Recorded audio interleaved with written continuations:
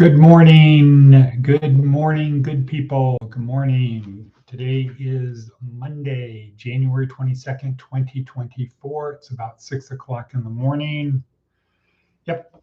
And here we are back in Pahrump, back at Rain Man. Boom. So I'm back at Rain Man in our original studio. And you can see over my left shoulder, the Peloton. Tomorrow, the walls will be filled with stuff. And here we are, glad to be back. New start, new year, new things happening, new routines, new discipline, new habits, etc. So let's have a cup of coffee as I move my stuff in. Good morning, Miss Atticus, non-radicus. So lots of work that needs to be done here. I'll just say lots of strange noises throughout the night. Seems like people are walking around doing stuff. We'll have to figure that out. But glad to be here, very appreciative to be here.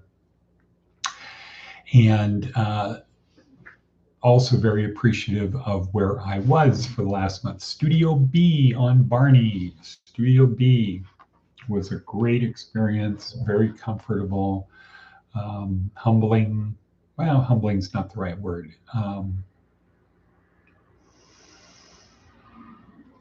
It was a good experience, very, very good. Wouldn't trade it for anything.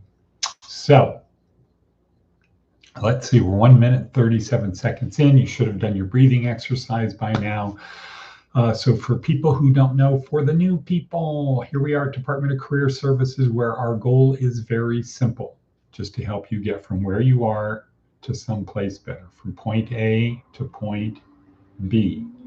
From someday Isle to Successlandia. That's it. How do we do it?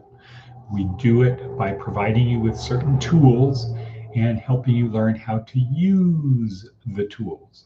Tools aren't good if you don't know how to use them, but also when to use them and how to take care of the tools. So those are in the worksheet, which is published and posted on the website. You can get it through LinkedIn. You can get it through our Facebook page. You can get it through the link on the description down below. While you're on the description, please subscribe, share, like, click on the bell. You know the thing. Please do all that. And what's more, share it, get somebody else, tell somebody else about it. Because good habits, you help.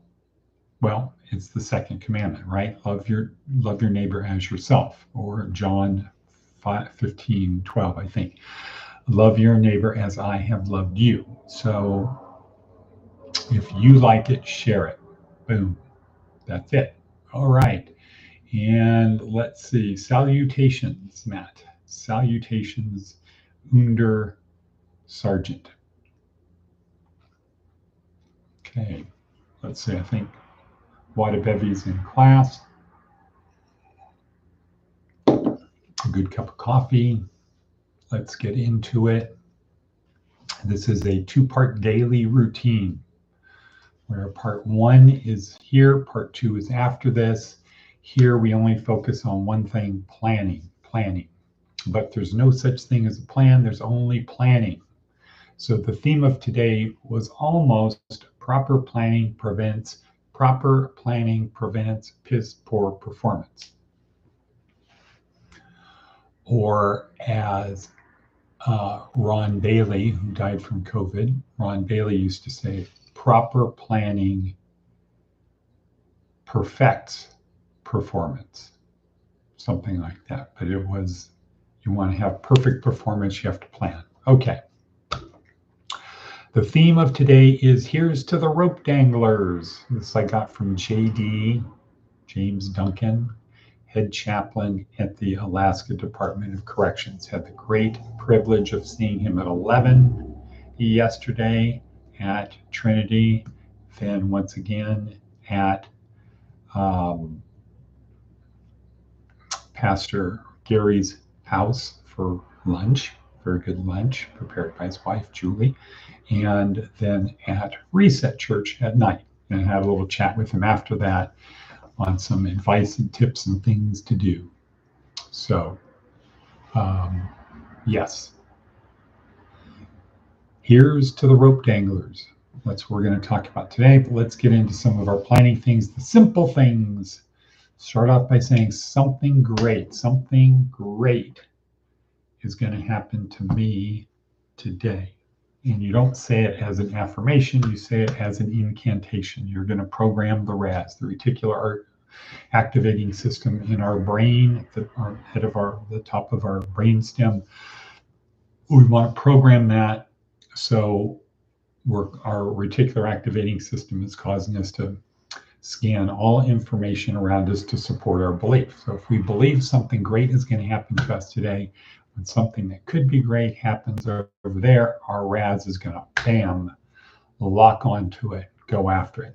Just like when you're in a room, you're over here and somebody back here, you don't even know they're back here, they says your name loud enough for your ears, for the sound waves to get into your ears, it will get your attention. Non-consciously, you don't have to go into a room and say, I'm listening to see if anybody's going to say my name. No, it's automatic. The white courtesy phone. All right. Next, always look on the bright side. Always look on the bright side. And we have a link to the Life of Brian little song to help you. 3, seek discomfort. Don't seek comfort, seek discomfort. Get outside, and discomfort doesn't mean bad. Just get outside of your comfort zone. Maybe we need to change that to seek nouveau comfort.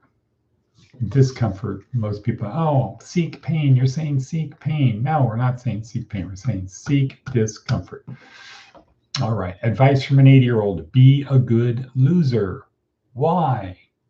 Well, because if you're a good loser, people are going to want to play with you again. If you're a bad loser, no one's going to want to play with you.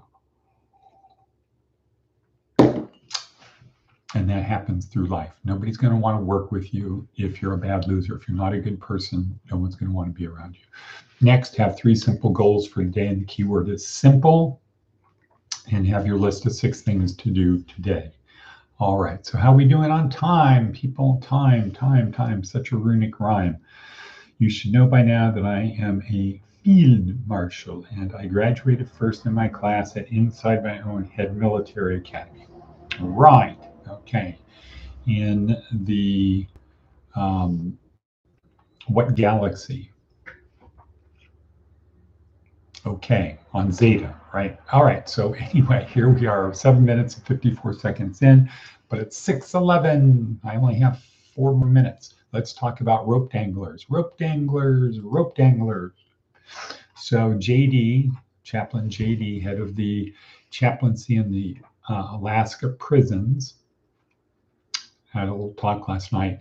Acts 29, which says in the NIV, Acts 9:25.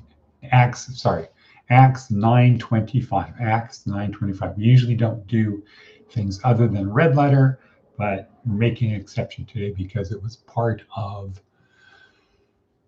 his talk. It was the foundation of his talk. So he says, hover around Acts 9, I don't know if he said 12, 20, hover around that and building the story of Saul was a bad guy. Saul had a conversion. First, the Jews loved Saul because he was persecuting the people, members of the way, followers of the way. Then he had a conversion, and then the Jews didn't like him. They wanted him killed. So to save him, some guys lowered him down in a basket over the wall so he could get out. And the point was, the discussion was, who were the rope danglers and how important were they? So 9:25, Acts 9, chapter 9, verse 25. But his followers took him by night and lowered him in a basket through an opening in the wall. And that's all we know about them. The silent people who make things happen. They are missional. They have missions. They just do what they're supposed to do. They're not looking for credit. And JD kind of went through this little thing of these rope danglers having a discussion, one of them having a discussion with his wife. His wife saying, "Why are you doing this? You're going to get caught. They're going to kill you. They're going to kill us. They're going to tear down our house. They're going to kill our kids. All of this. Why are you doing this?" A discussion like that. Or discussion between the two guys as they're lowering the rope of, "Why are we doing this? I don't understand. This is, we're going to get caught. And then it's going to be bad. We know who this guy is and they want to kill him. Why are we helping him? He was trying to kill us." And the other one perhaps looked down in the basket and he could see all of the things that Paul was going to do later, all of the books of the Bible and things he was going to write. He was inspired.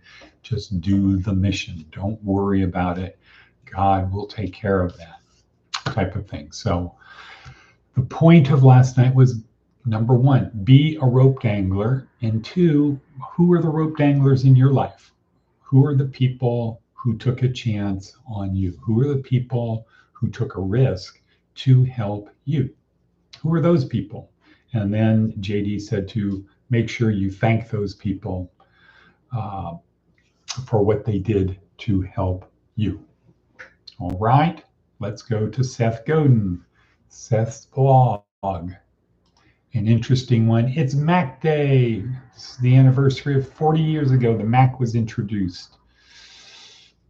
The change we make is at the heart of the work we're able to do. That's the summary. The change we make is at the heart of the work we're able to do. And I think that fits in perfectly with the rope danglers. The change we make is at the heart of the work we do. The heart of the work for the rope dangler is the person on the other end of the rope. That's the heart of the work. The work is the rope. The heart of the work is the person who's at the other end of the rope. The change we make is at the heart, the person at the end of the rope. That's the change we make. All right, all right, all right. Ponder that. And we are going to say, we're going to say and cut. Most important, make it a routine. So good, Matt. This is what, day 3, day 4 for you? Make it a routine. Just do it every day. Do it. Make it a routine. Make it a habit. Build from this.